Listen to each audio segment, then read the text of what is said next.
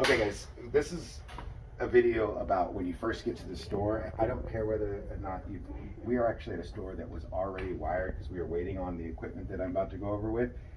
So it doesn't matter whether you've come to the store that's already been wired or you're just starting a store. This is going to be step one in what you do.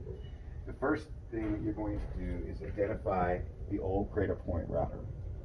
This was the Cradlepoint router. It was fastened to the wall right here. There will be two styles of this. One of them is square and looks like this. The other one's more oval shape, and it has Wi-Fi antennas that are sticking out, which look like these. These are going to be replaced by my new Cradlepoint router. That router came in a box with the access points and the switches.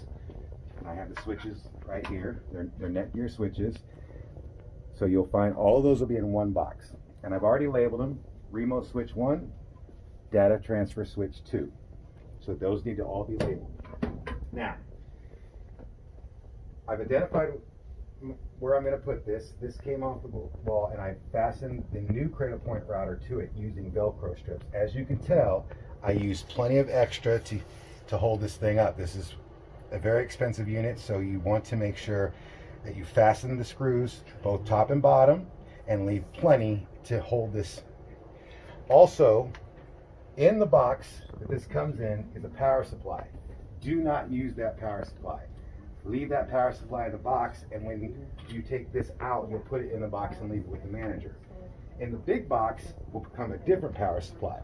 It's much bigger and it looks like this. Again, I fastened that to the wall using a Velcro strap, nice and neat, and I have that all down, and I've plugged it in to turn this on. I have nothing else.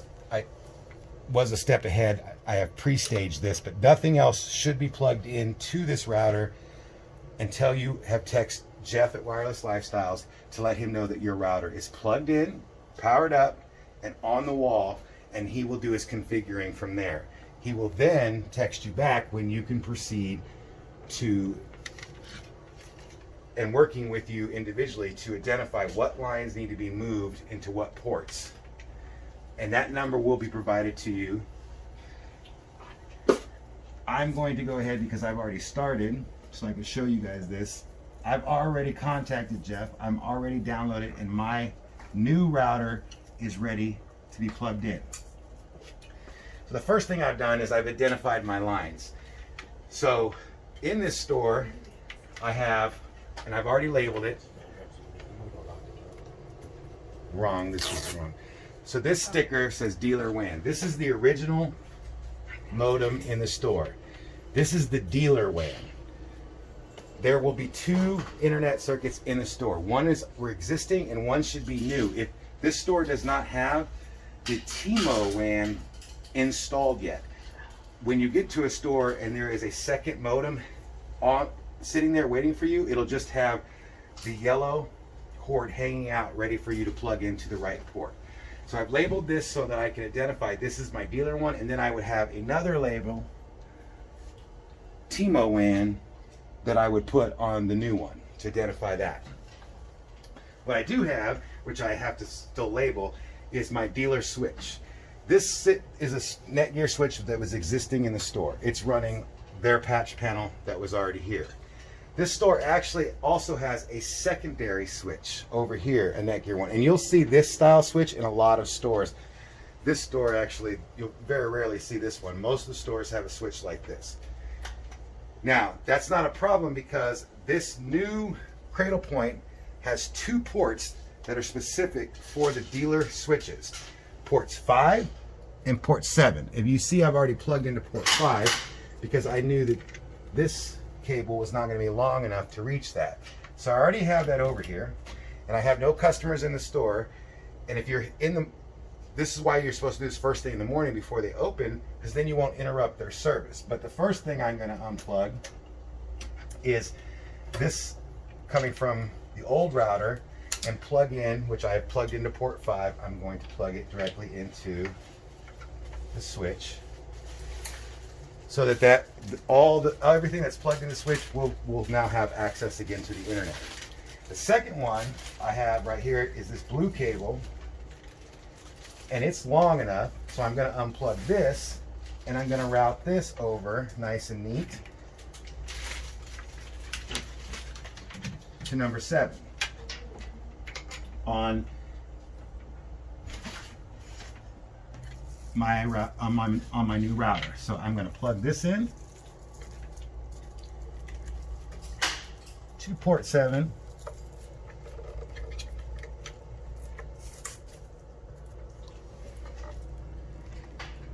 And you're ready to go. Now, one thing I need to tell you is, you saw me messing with these antennas. This comes with the antennas not attached in the box. You'll notice 2 types of antennas. On the side where the lights are, on the cradle point, these are the cellular antennas. Inside this cradle point is a SIM card. And so it actually can default all the way back to just regular T-Mobile LTE in case of emergency. So these flat ones are cellular antennas to pick up cell signal. These are the Wi-Fi antennas, and they're round and they say 2.4 to /5 gigahertz on them.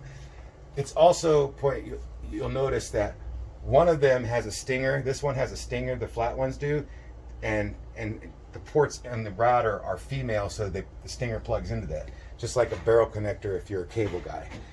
It's opposite on this one. These are female connectors, and the stinger is actually coming out of the cradle point itself. Okay, one last thing. There are 4 ports on this side that very easily you can plug into. But on the other side over here, and I'm going to fold these up, there are 5 ports. The middle one says GPS. You do not plug into that one. Plug in the 2 to the left of it and the 2 to the right of the GPS, and you'll be fine. Do not plug into GPS. The other ports are for these antennas. So I have this installed. I've already talked to Jeff. He's got this all configured, and I'm ready to, and I'm moving everything over. I have now my switches plugged in. I have activity on those. So my hard lines going out to the sales floor, they're fine. They're up and running. This store has the Aruba, which is a great big gray box, and on a lot of stores you're going to see this box in the POS location. That's fine. For right now, this runs the WISE terminals, the smaller computers that we've gone over in other videos. This needs to be plugged into an open port right now, for the time being, on the dealer switch. So here's a dealer switch. I have my cord, and I'm going to plug it in to an open port so that the WISE terminals now work. The last thing that I have to plug in actually to give them internet, again, is from the dealer WAN, I need to plug in to the WAN port on the modem itself. Again, this cable was not long enough, so my 3-foot cable that I normally like to come out of this is not, but you have provided for you in the boxes. There are plenty of 10-foot and 5-foot black jumpers to get all the way to where you're going. So now I'm going to plug in the modem itself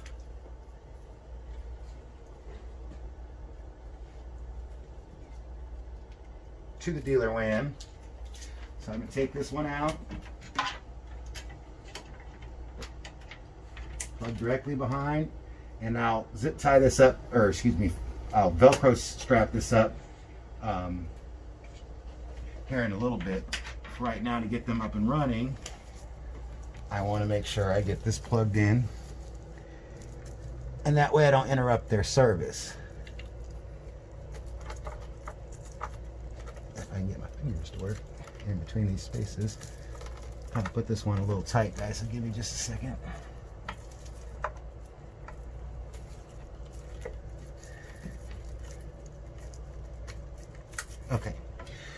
Okay, so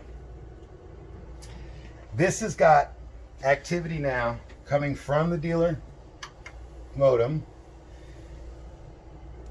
giving this an internet.